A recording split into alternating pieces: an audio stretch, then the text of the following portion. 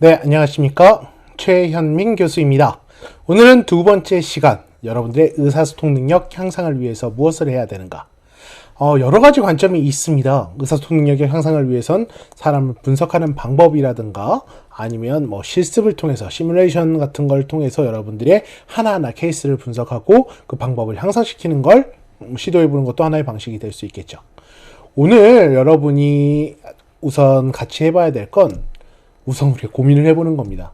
우리가 수업뿐만 아니라 다양한 형식에서 스스로의 의사소통 능력을 향상시키기 위해서 뭐가 필요할까? 어떤 점이 필요할까를 한번 우선 고민을 해보겠습니다.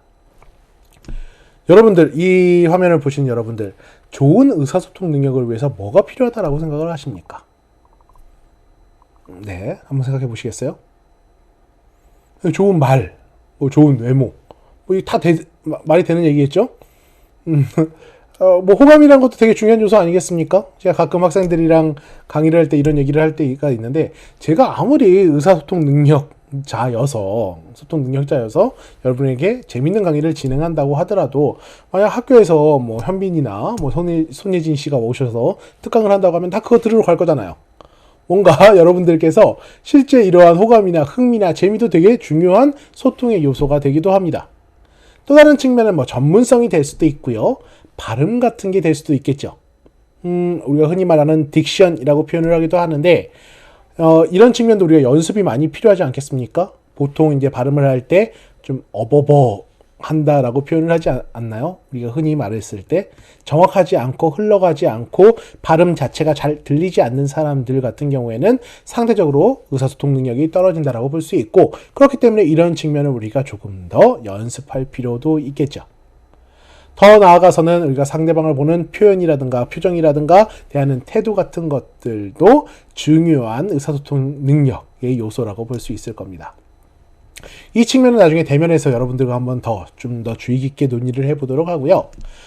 그럼 이 측면에서 봤을 때 우리가 어떤 능력이 필요하다 이렇게 접근할 수도 있는데, 초기 단계에서, 기초 단계에서 우리가 생각할 때는 어떤 식으로 접근하는 게 좋냐면요, 좋은 의사소통 능력자를 찾아보는 것부터 시작하시는 게 좋습니다.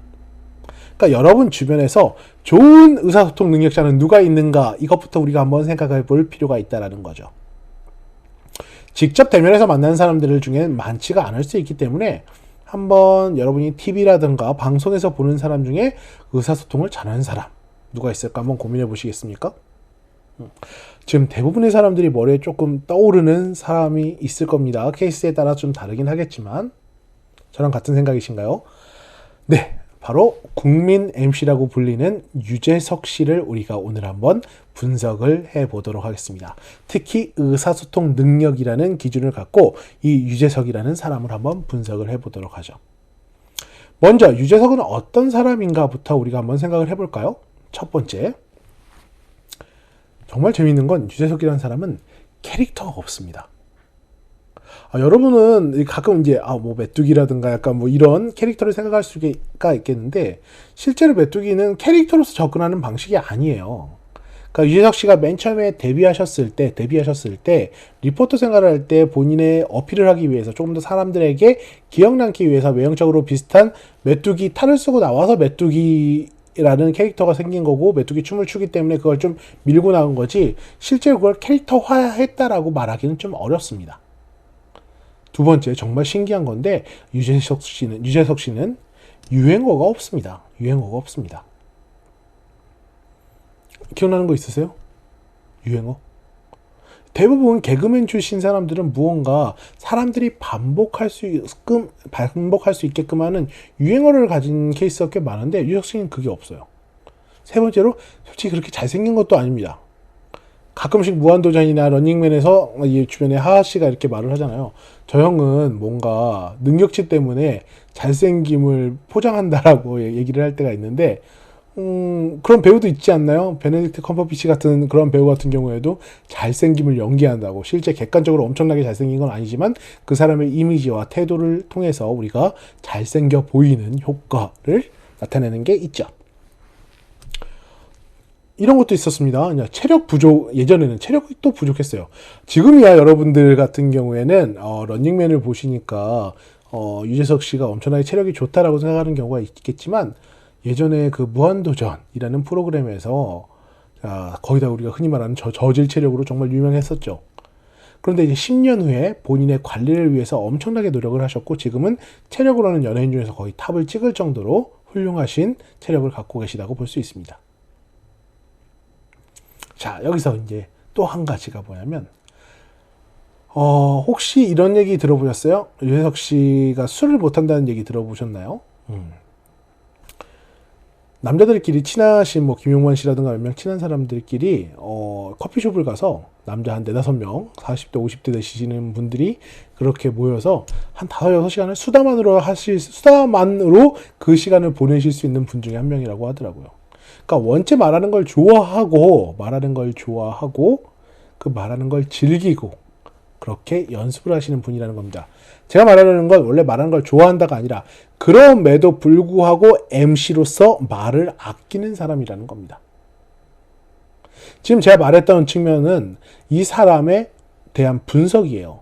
왜냐? 우리가 소통 능력자라는 측면에서 유재석 씨를 바라볼 때 이 사람이 갖고 있는 특성을 분석할 필요가 있고 그 사람의 태도와 소통 방식을 하나하나 접근할 필요가 있기 때문이다. 그래야 이 사람을 객관적으로 평가할 수 있어야 그래야 우리가 이 사람의 좋은 소통 능력을 차용하고 따라해 볼 수 있지 않겠습니까? 그런 측면에서 한번 접근을 해보시면 좋을 것 같아요. 지금 말했던 측면은 유재석 씨가 갖고 있는 객관적인 측면입니다. 근데 이걸 우리가 소통이라는 요소의 기준을 갖고 어떻게 따라해 볼 수 있을까를 지금부터 한 단계씩 가보도록 하겠습니다. 자, 첫 번째는 이 케이스를 4가지로 나눴습니다. 예, 유재석 씨가 갖고 있는 이 소통 능력을 저는 크게 4가지 기준으로 구분을 해서 여러분께 설명을 드리려고 하는데요. 첫 번째는 바로 관찰, 두 번째는 바로 기억, 세 번째는 바로 공감, 네 번째는 바로 반응입니다. 이 측면 같은 경우에 우리가 앞으로 배울 지난 시간에 말씀드렸던 경청이라든가 표현이라든가 문서 작성, 이해와 다 병행되는 측면의 요소들도 같이 있을 겁니다. 요걸 이 유재석이라는 캐릭터를 기반으로 한번 조금 더 구체적으로 들어가 보도록 하죠. 첫 번째는 바로 관찰하기입니다. 관찰하기. 유재석 씨가 정말 잘하는 것 중에 하나가 뭐냐면 상대의 특성을 관찰하는 겁니다. 본인은 메뚜기라는 캐릭터로 근 20년이 넘게 그것만 갖고 유지를 하고 있음에도 불구하고 수많은 캐릭터들이 탄생이 됐죠. 유재석 캐릭터가 아니라 주변 사람들의 캐릭터요. 유재석이 지금까지 했던 무한도전이라든가 아니면 뭐 패밀리가 떴다라든가 런닝맨이라든가 뭐 미출이라든가 이러한 프로그램을 봤을 때 유재석 자체가 캐릭터로 나타난 적은 그렇게 많지는 않아요. 하지만 주변 사람들의 특성을 기반으로 캐릭터로 밀어준 케이스가 정말 많죠. 그러니까 요새 보니까 얼마 전에 유키즈 온 더 블럭 같은 경우에 조세호 씨가 뭐 조세로이라고 했더니 뭐 거기에 대해서 그 댓글이라든가 이런 걸 갖고 또 다른 캐릭터로 이제 좀 더 만들어주거나 같이 도와주거나 이런 것도 많고요. 그 러닝맨에서 이제 이강수 씨라든가 능력자라고 표현되는 김종국 씨라든가 이런 측면에서 그 사람의 특성을 어떻게 관찰을 해서 적용을 시킨다는 거죠. 근데 이거 적용을 시켜서 캐릭터를 만들려면 평소에 엄청난 관찰이 필요합니다. 대표적인 예시가 뭐냐면 유재석 씨 같은 경우에는 예전에 무한도전에서 그 인간 복사기 뭐 약간 이런 주제 테마로 이 설명을 한 적이 있었어요. 뭐냐면 각각 역할을 바꿔서 누구 흉내를 내보는 거였었는데 옆에 제가 잠깐 화면을 한번 띄워 드리도록 할게요. 잠깐 보시고 들어가죠. 네.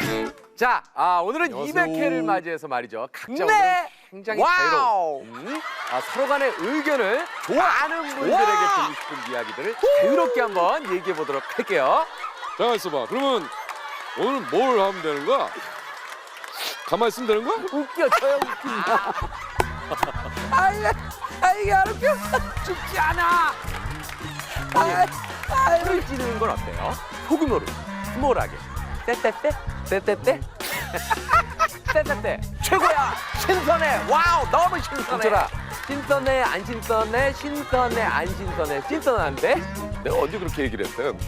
흰 터널 쇼빠름의 달입니다. 예! 그 200회까지 오는 동안 제가 참 많은 걸 참 깨알같이 했다고 저는 그렇게 봅니다. 우와, 저역 진짜 뻔뻔하다.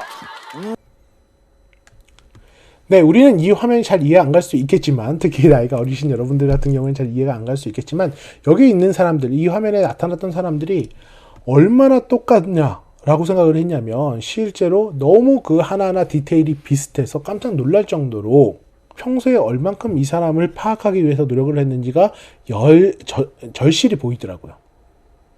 결국 소통을 위해서는 뭐가 필요하냐? 사람에 대한 분석, 상대에 대한 관찰이 전제가 되어 있어야 된다는 겁니다.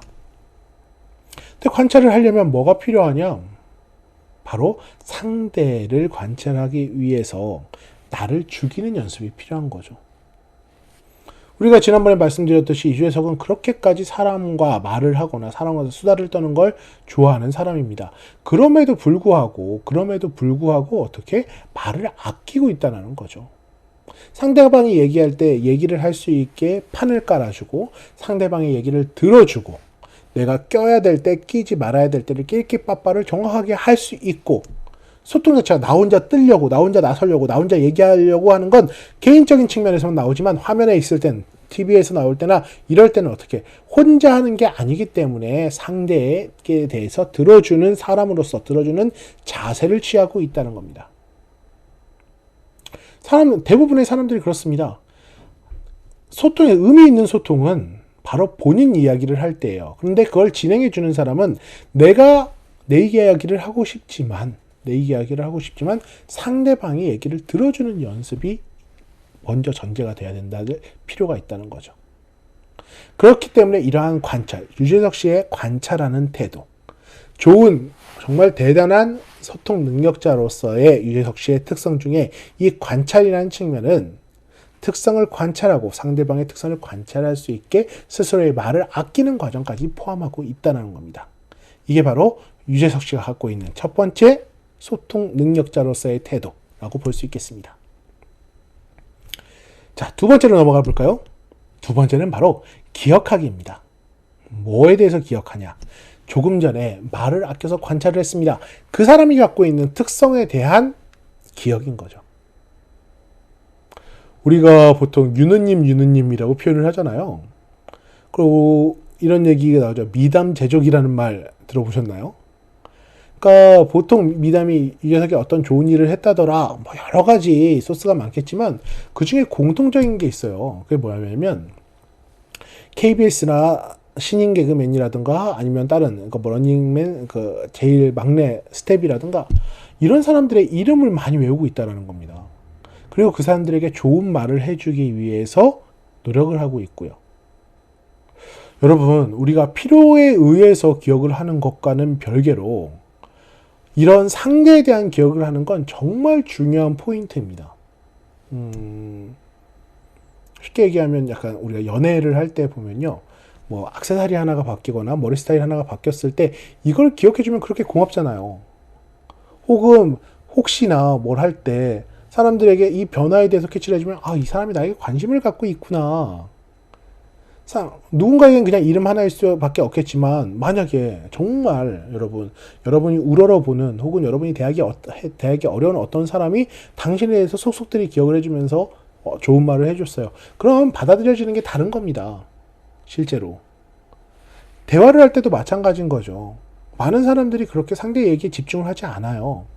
그렇기 때문에 여러분이 누군가의 얘기를 기억한다, 그 사람에 대한 무언가를 기억한다는 건 상대방의 자존감을 높여주는 하나의 방식이 되는 것이고 또 다른 당신을 대하는 방식에 대해서, 당신을 대하는 태도에 대해서 변화를 일으킬 수 있는 중요한 요소가 된다는 겁니다.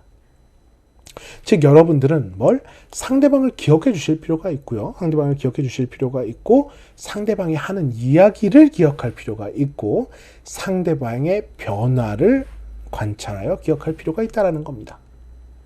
그러니까 쉽지 않습니다. 지금 우리는 좋은 소통 능력자 얘기를 하는 거잖아요. 누군가를 지금 내가 내 일을 하는 것도 버거워 죽겠는데 타인의 얘기를 기억한다, 타인의 변화를 기억한다 쉽지 않습니다. 하지만 그런 것들을 기억하는 게 우리가 만나는 사람이 많겠습니까? 유재석이 만나는 사람이 많겠습니까? 훨씬 더 많은 사람, 많은 경험 속에서 그걸 기억한다라는 건 정말 중요한 소통의 포인트가 된다는 겁니다. 자, 세 번째로 넘어가 볼까요? 세 번째는 바로 공감하기입니다. 공감하기. 자, 분명히 나이가 다르고 세대가 다르고 성별이 다르고 경험한 게 다를 겁니다. 이 와중에 우리가 타인에 대해서 100% 이해하거나 100% 공감하는 건 현실적으로 불가능합니다. 20대인 여러분들이 40대인 저와 무언가 이야기를 했을 때 그 내용에 대해서 같이 공감을 하거나 같은 경험을 하는 건 정말 쉽지 않아요. 이렇게 한번 예시를 들어볼까요? 여러분 올림픽 마스코트 호랑이 하면 여러분은 평창 동계올림픽의 수호랑을 떠올리시겠지만 저한테 올림픽 호랑이는 호돌입니다. 88년도에. 그러니까 각각 하나의 주제를 갖고도 전혀 달라요. 또 뭐 이런 예시도 있죠. 예, 뭐 요새 이제 세대 확인하는 뭐 질문 중에 하나라고 하는데 머리부터 발끝까지라는 말을 들었을 때 그 다음 나오는 문구가 뭐냐? 그러니까 나이가 든 사람은 저 같은 사람은 뭐 머리부터 발끝까지 다 사랑스러워라는 김종국 노래가 생각이 난다면 여러분 같은 경우에는 뭐 하디슈라든가 오로나민 씨라든가 이런 것들이 떠오르게 된다는 거죠. 다른 경험을 갖고 살아가 왔으니까요, 우리는. 그런데 중요한 건 뭐냐면 그래서 상대방과 공감하는 건 쉽지 않습니다. 괜히 아재소리를 듣는 게 아니니까요. 근데 그럼에도 불구하고 공감하기 위해서 노력을 할 필요는 있다는 거죠. 상대가 나를 이해해 주기를 바라는 게 아니라 내가 상대방과 공감하기 위해서 내가 어떻게 해야 되는가 여기에 대해서 고민할 필요는 있다는 겁니다. 유재석이 바로 그러한 요소를 많이 갖고 있죠. 특히 도전을 두려워하지 않습니다. 옆에 보시면 공감 요소라는 건 대부분 경험 플러스 문화 플러스 관심사를 의미하는 겁니다. 이건 아마 세대별로 저희가 한번 좀 더 구체화할 필요는 있을 거예요. 나중에 그건 수업 시간에 제가 좀 더 다루기로 하고 상대가 공감할 수 있는 행동과 경험이라는 걸 봤을 때 유재석은 이러한 측면에서 도전을 멈추지 않죠. 분명히 40대가 되고 이제 50을 바라보는 나이에 있어서 엑소랑 같이 공연을 한다던가 새로운 도전, 요새 이제 놀면 명화제에서 새로운 도전을 끊임없이 한다던가 그 영역대를 넘나드는 측면에 공감 요소가 있고요. 세대를 넘나드는 측면에 있어서의 공감 요소를 만들기 위해서 100% 공감은 어렵겠지만 그 차이는 분명히 있겠지만 그걸 위해서 많이 노력을 하고 있고 끊임없이 그걸 컨텐츠화하고 있다는 게 유재석의 소통 능력을 확대하는 하나의 중요한 포인트가 된다는 겁니다. 자, 그럼 마지막 네 번째로 한번 가보도록 하겠습니다. 네 번째는 바로 리액션입니다. 리액션. 그러니까 유재석이 얼만큼 리액션을 잘 하느냐가 바로 네 번째 요소라는 거죠. 어떻게 보면 대부분의 방송인들이 갖고 있는 특성일 수는 있는데요. 역으로 쳤을 때 방송인이 갖고 있는 특성이기는 하지만 일반인이 정말 갖지 못한 특성이기도 합니다. 리액션이라는 건요. 여러분들은 타인의 말에 얼만큼 액션을 취해 주십니까? 이거 한번 생각해 볼까요? 여러분 뭐 남자친구 여자친구가 함께 얘기를 할 때 아니면 주변 친구들과 얘기를 할 때 대부분 우리의 모습이 어떤지 한번 생각해 보세요. 상대방에게 주의 집중을 해서 그 얘기를 듣고 호응을 하고 계십니까? 아니면 한 손에 스마트폰을 들고 게임을 한다던가 카톡을 보면서 그랬어 라고 얘기를 하고 계십니까? 현실에서는 대부분 후자일 확률이 꽤 높겠죠. 자, 분명히 리액션이라는 건 상대방의 말에 대한 반응입니다. 그렇기 때문에 매우 중요한 요소라고 할 수 있죠. 아무래도 방송인이란 유재석 캐릭터 자체가 무언가 진행을 해야 되고 계속해서 오는 게스트들에 대해서 커버를 해야 되는 측면이 있기 때문에 리액션이 적극적일 수밖에 없는 건 사실일 겁니다. 약간의 오버액션도 있겠죠. 괜찮아요. 오버액션이 나쁜 거 아닙니다. 특히 우리나라 학생들 같은 경우에 대부분의 사람들은 액션이 너무 적어서 문제인 경우가 많아요. 그렇기 때문에 사람들이요, 여러분의 감정적인 변화를 그렇게 쉽게 캐치하지 못합니다. 오버를 하면 오버를 한다라고 뭐라고 할 수는 있겠지만 그 정도를 해주지 않으면 실제로 이 사람이 상대가 반응한다라는 생각도 못할 경우가 많기 때문에 그런 측면에서 액션을 취해야 될 필요가 있다는 거죠. 자, 오버액션 오케이. 하지만 진실되게 영혼 없이 하는 건 이것도 요새도 이것도 또 다른 유행이 되기도 했더라고요. 원래 이제 대표적인 케이스, 그러니까 얼마 전에 이제 알바몬 광고를 보면 그 가수분이 나와서 이제 액션을 취하시는데 예전에 그 영혼 없는 액션으로 정말 유명한 영상이었거든요. 그러니까 그걸 보통 많이 수업이나 이런 데서 많이 활용을 하기도 합니다만 그런 측면에서 여러분이 한번 생각을 해보셨으면 좋겠어요. 모든 리액션은 바로 여러분들의 진실, 영혼을 담아서 해야 되고 영혼을 담는다면 약간 오버가 되더라도 상관은 없다는 얘기입니다. 예시는 표정, 웃음이라든가 신중함이라든가 걱정이라든가 안타까움이라든가 분노라든가 여러 가지로 알 수 있습니다. 무조건적으로 웃는다, 무조건 박수를 친다가 최적은 아니라고 볼 수 있어요. 각각에 맞는 리액션인데 진실되게 진행을 할 필요가 있겠죠. 근데 대부분 우리는 긍정적인 반응을 원할 확률이 높기 때문에 고개의 끄덕임이라든가 박수라든가 아니면 요새는 이런 사람도 있죠. 뭐냐면 주변 사람을 치거나 스킨십을 하는 경우도 있는데 이건 요새 좀 주의를 해주실 필요는 있을 것 같고요. 그러니까 각각에 따라서 이제 중요한 포인트들이 있긴 하지만 여러분들이 이런 것들을 좀 고려해 주실 필요가 있을 것 같습니다. 자, 정리해 보겠습니다. 오늘은 소통 능력자, 우리나라 사람들이 제일 소통을 잘하고 있다라고 생각하는 대표적인 인물 유재석에 대해서 알아보는 시간이었습니다. 그냥 유재석을 분석한 게 아니라 유재석이 갖고 있는 그러한 태도, 그러한 소통 능력을 기반으로 우리가 이걸 어떻게 현실에 적용할까를 알아보는 시간이었습니다. 한번 정리를 해보겠습니다. 첫 번째, 여러분은 앞으로 소통할 때 상대를 구체적이고 체계적으로 관찰하셔야 됩니다. 관찰이 쉽지 않습니다. 하지만 그 디테일함을 기반으로 상대의 변화를, 상대의 이야기를, 상대의 내용을 계속해서 그 과정 자체를 관찰을 해주셔야 됩니다. 관찰을 했으면 기억을 해주셔야 됩니다. 여러분은 상대를 기억해야 됩니다. 상대가 갖고 있는 변화, 과거와의 지금까지 어떻게 변화를 했는가, 지금 어떤 주제와 목적으로 이야기를 하고 있는가, 이 관찰을 기반으로 해서 기억까지 가시는 게 그 다음 단계입니다. 세 번째는 공감을 포기하지 마셔야 됩니다.